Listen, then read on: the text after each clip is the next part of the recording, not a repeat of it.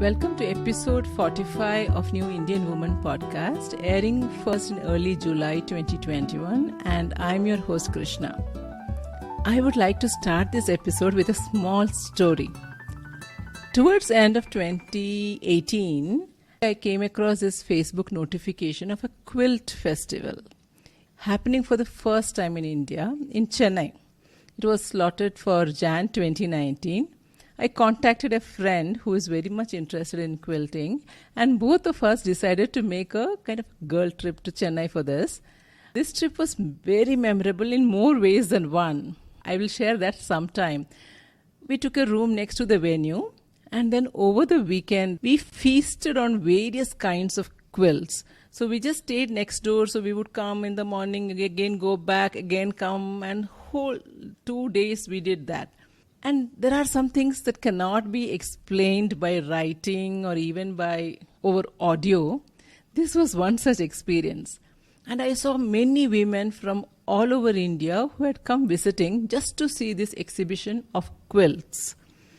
And later, I found out that Tina Katwal is one of the brains, hands and legs behind this mammoth effort. So Jan 2019 is also the time I decided to start working on a podcast idea, which eventually became the New Indian Woman podcast. So at that time itself, in my wish list for the podcast, when I had not even decided on the name for the podcast, I noted down Tina's name. And when good things have to happen, they will. And now we have Tina today on the podcast. Welcome, Tina. I'm so happy to chat with you today. Thank you so much, Krishna, for having me here. I love everything about the name of your podcast. Let me say that right at the outset. I mean, these are my favorite words. There is new, and there is Indian, and there's woman. I love these three words and put them all together, and they're like, oh, just my kind. So I'm really happy to be here. Those are nice words. Thanks a lot, Tina. As an introduction, based on my own search, Tina, you correct me. Tina started quilting maybe a little more than 10 years ago. Correct. And she runs a quilting studio in Chennai for the past 7 years. I'm also part of a Facebook group where she posts amazing and lively videos on quilt-alongs and more for the benefit of the listeners. Could you give a short introduction focusing on what you do now, the primary roles that demand most of your attention or priority, and your passion project, hobbies, and all that? Okay, so I am a brand new empty nester. So you know what that means? That means a lot of time, a lot of introspection, a lot of inward looking. My focus has turned inwards. I am now focusing on doing things that bring me joy, bring me fulfillment. I really enjoyed my life as a mom, the early years of my children and their adolescence. I really enjoyed that. And now that both the daughters are out of the house, I'm now spending that time on myself. I'm kind of focusing in and seeing what I want to do and what brings me joy and fulfillment. So that is one thing that I've been doing last couple of months. And this lockdown, that is the forced lockdown, it forces you all the more to, to think, look back, look forward. So apart from all this thinking, like you said, I have a quilt studio. I have a quilt store. It is called the Square Inch. So that takes up most of my waking hours.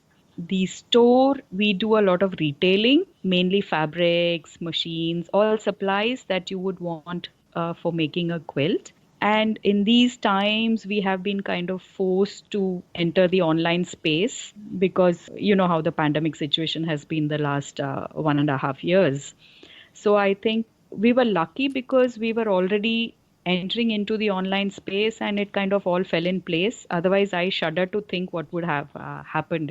So yeah, so the store takes up a lot of time, but then the part that I really enjoy is working in the studio. So the store is what pays the rent so that I can actively pursue my passion, which happens in the studio. So in the studio is where we design the quilts, we create, we make the quilts, we engage with other quilters.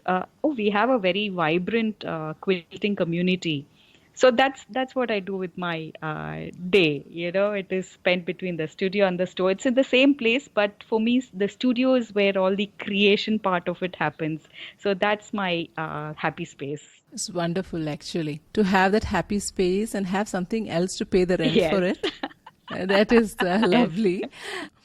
We talked about quilting, and there may be many listeners out there who do not know what quilting Yes. is. Can you give a quick intro on what quilting Yeah. is So, and how easy it is, and who can start and how they can start? right. So a quilt is nothing but two layers of fabric with one something in between. It could be anything. And all the three layers held together by stitches. So there is typically a layer of fabric on top. It could be just a single layer of fabric, or it could be patchworked, meaning you could put a lot of small pieces together to make a bigger whole, to make a pattern. So that would be a patchwork top. So this is the top layer. Then there's something on the bottom, which is another piece of fabric. It could be a single piece of fabric, or again, it could be a patched up. In between is another layer, which could be what we call as batting or a wadding, but it could also be just an old sari or a dhoti, or sheets or a piece of flannel, anything. And then when these three layers are stitched together, the stitching is mainly to keep them together. The secondary purpose is to give it a decorative, to give it texture and give it a kind of a decorative look. So when these three layers are put together and stitched, that is what makes a quilt. In India, actually, there are almost 30 different documented styles of quilting. But Krishna, the sad part is nobody knows. None of us know what those styles are. None of us are familiar with them because despite, India having a long and a glorious tradition of quilting, it has somehow died. So many of those styles that I mentioned are extinct or nearing extinction. Okay. So they have kind of disappeared. So in fact, actually, if you talk about Indian quilting, the only name that comes to your mind is Kanta. Okay. But then the other styles, which is very sad. Like even me, I have been in this field for a few years now, but I cannot claim to know all those styles too. So in different parts of the country, the quilt is known, by different names. You have the Razai, you have the Khind, you have the Ralli, you have Kaudi, you have the Kavandi. So it is known by many different names. Porvai, all different names. Across India, especially in villages, maybe people have found out how to repurpose Exactly. fabric lying around Yeah. and pieces of fabric or whatever was lying around and bring it together as patchwork, layer them together, and in line with that climate of that particular area, they would have adopted maybe thinner version or thicker versions, whatever, but these are all maybe variants of quilting. Yeah. Is So, that correct? yes. Maybe it would not fit the quilting definition strictly, but It fits in perfectly because that is how quilting was born. It was basically a method to repurpose and upcycle your fabric. See, you have to remember that when the agrarian societies, they would grow the cotton, then the cotton would be made into yarn, and yarn would be made into fabric, and then garments were made out of that. So it was something very precious. So fabric and textile was precious. So it was used until it would be literally threadbare. So it would first be used as garments, and then the garments would be passed down, handed down to whoever's the next kid in the family, and so on. And they would be repurposed again and again and again. So if it tears somewhere, you would put a patch on it.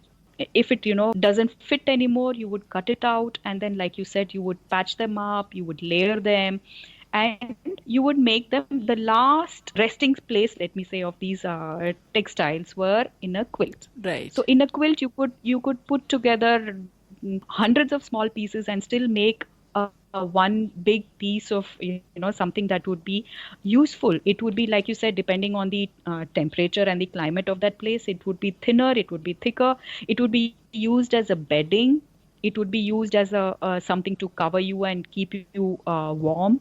So it served a whole lot of purpose, different kinds of purpose. It would be used to swaddle a small child. It would be used as baby bedding. It would also be used finally in the barn for the animals. Correct. So not a single thread would go waste. So that is how quilting actually started. Whether it is in India or whether it is in the West, this is how it started.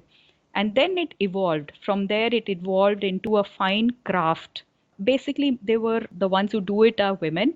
As you know, people started doing it and spending more time on it. It evolved into a fine craft.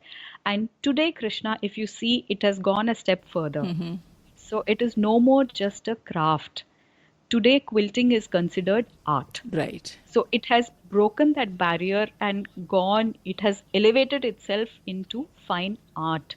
So now, if you see, quilts are sought after for, being put on display on the walls by museums, corporate houses, private collections. So I'm really happy that it has transcended and, crossed that barrier and made it into, it is now considered fine art. So that is the journey of a quilt. Yeah. Yeah, and somewhere there is also this element of quilting being done as a group activity. Always, yes. And one part I wanted to tell the listeners is okay, Google quilting if you are hearing it for the first time, and even if you are not familiar with the word or the equivalent word which Tina referred to in so many languages, even if you're not familiar, at the end of this episode, we will have the show notes where we will link it to some, maybe even the India International Quilt Exhibition, maybe those quilts, some of them, so that you get an idea. And I'm sure all of us would have seen it. Maybe we do not know the name of it. And Tina, is knowledge of sewing essential for someone to do quilting? And who can start? Is this that quilting is only for people with a lot of time on their hands, or could you just touch upon that part? So I do not want the listeners to just, oh, this is not relevant for me and shut this particular episode and move on. Yeah. Okay. So who can quilt? Anybody who can use a needle, who can hold a needle, put a thread through the needle, can quilt. So you don't need a fancy machine, you don't need a bucket load of fabric, you don't need expensive tools, you don't need great equipment, nothing. And this is something you can do anywhere. You can, sit somewhere, you're waiting at the doctor's, you can do that. You are traveling somewhere in a car, you can do it.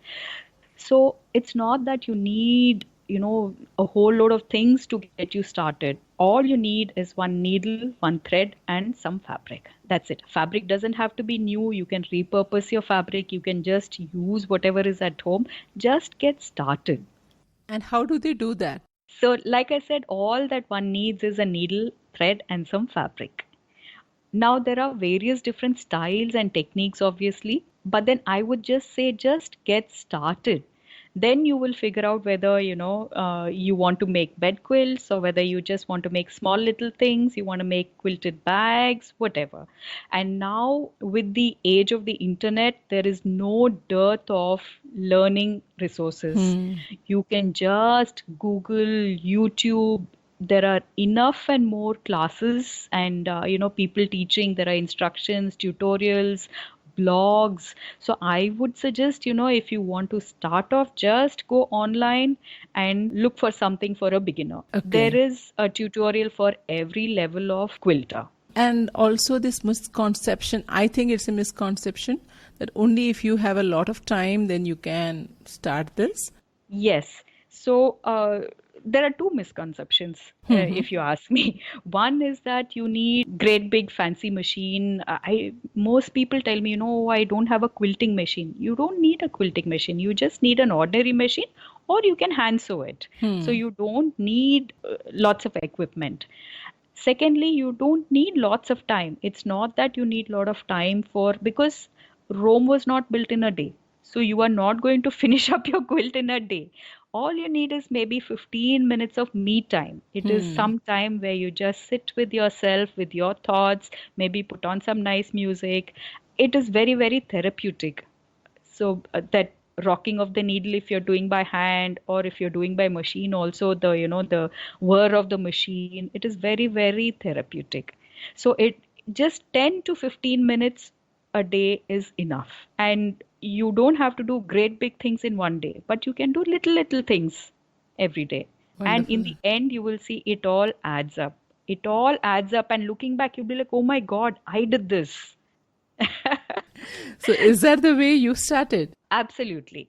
What I did was, okay, so when I had this plan, okay, that Hmm. I am going to finish up my studies and then I'm going to meet somebody and then I'm going to get married. And I had my life all planned out. So, and then I'm going to have two children. So I knew that in the formative years of my children, I wanted to be a stay-at-home mom. Okay. So I had two kids, so which means 5 plus 5, 10 years I was at home. Hmm. So when you have young children, you don't have a whole block of time to yourself. You can only snatch 10 minutes here, 5 minutes there, 15 minutes here, that's it. So Correct. at that time, I started off with embroidery and small projects that I could carry or, start off and put them down immediately at a moment's notice, Hmm. where I didn't need to do a lot of prepping. Hmm. Hmm. So once the children started full-time school, then I joined my husband in his business. So that went on for some time. And then due to health reasons, I had to again stay at home for some time. But Hmm. then by then the kids didn't need me because they were doing full-time school. So what I did is I started doing my own garments, my own Hmm. clothes. Hmm. And then I would do the Patiala salwar. Now the Patiala is popular here also, but that time it wasn't. Hmm. So then my friend said, oh, this salwar is nice. Why don't you do for me also? Then it Hmm. was friends, and so on. So I had a mini, what do you say, salwar store at home. Hmm. So where I would do garments for my friends and neighbors and their friends and neighbors. Now, you get a lot of fabric that is, left over after you stitch clothes. Correct. So, being the hoarder and the fabric lover that I am, I didn't throw anything. So, I just collected all the scraps and I had those with them. So, these were like a gold mine. Suddenly, one fine day in Odyssey, I remember I saw a book Hmm. which which was on quilting, and it just blew my mind. It was the first time I was seeing how quilts are done, in other parts of the world. So tell me, this was maybe some 11 years back approximately? Yes, exactly. So then with all those scraps, my first quilt, I cut up the squares and then I took them in the palm of my hands and I just threw them over my head. Okay. Hmm. And then wherever the squares fell, I just put them together in that order. Oh. So I did not plan my first quilt, but it came out beautifully. And that's it. That was the beginning of my love story with quilts and quilting. So, Excellent. And in this decade, you have managed to just create a path for yourself, not just for yourself, to influence the Indian quilting scene, so to speak. so I'm very lucky that that happened. I'm very lucky that I got to meet other like-minded women and quilters. And I think it was just the right time and right place for it to happen. So I would credit Facebook for where we are because 10 years back, when Facebook was still in its infancy, I was on Facebook one day and I just happened to discover a group Hmm. for quilters. So I was, in fact, I think the 25th person to join there. And I was like, oh my God, there are other people who do the same thing. Great. It was such a happy discovery, finding other people also. Then of course eventually I went on to create my own group. It's called the Desi Quilters. We are Hmm. almost 4,000 people strong, My and goodness. yeah, people from all over the country, also Indians who live abroad, and anyone who has a love and fondness for Indian Yes, I am in textiles. that group, but I did not know it had 4,000 plus people. Yeah, it does. Excellent. You may say that you were there at the right place at the right time, but I see somehow you in this whole thing, of using Facebook, catching hold of opportunities everywhere and steering it in some direction. That's how I see it. And again, for the benefit of the listeners, we are here. There are a lot of people who would have started something as a hobby and they would have taken it into a business or into some kind of an engagement. And that is not the reason why we have Tina here today. So, Tina, I would like you to talk about the IIQF. All right. Yeah, in terms of what led you to do that, because you could have just continued being that particular person who got excited about quilting, started the design studio, and made a retail store which will pay its rent and all that. The story could have been just that. Yeah. But I was fascinated by the quilting festival that happened, Yeah. and the what goes behind organizing something like that. And especially I would want you to touch upon whether you felt it was intimidating. I know there was a group of people behind conducting it, but the scale of operations, the challenges in that versus, the starting trouble of it and what led you to do that. Because most of the time, sometimes women, we hold ourselves back. So I wanted you to share this from that perspective, please. What led Tina, along with members of the quilting community in India, to take the next step, that is to conduct the India International Quilting Festival? What does such a festival mean? Why was it important? We will come back to Tina in the next episode to know more about the quilting festival, the challenges they faced and how they overcame them, and what was its secret that made it possible. We exchanged notes on the kind of creative energy that was visible at the event. If you are yet to subscribe, please do that by clicking that option wherever you are listening to now. The next episode will also share links to the quilting festival so that you can see the quilts and get tempted to start quilting soon. In addition, you may not want to miss out on Tina's views on planning and having fun, her secrets to having fun while doing a lot of things, and what she feels is the most important capability required, and so much more. Her message to young women especially is something I really liked. So until the next episode, it is bye from me, Krishna. Remember, you are what you want to be, and the time starts now.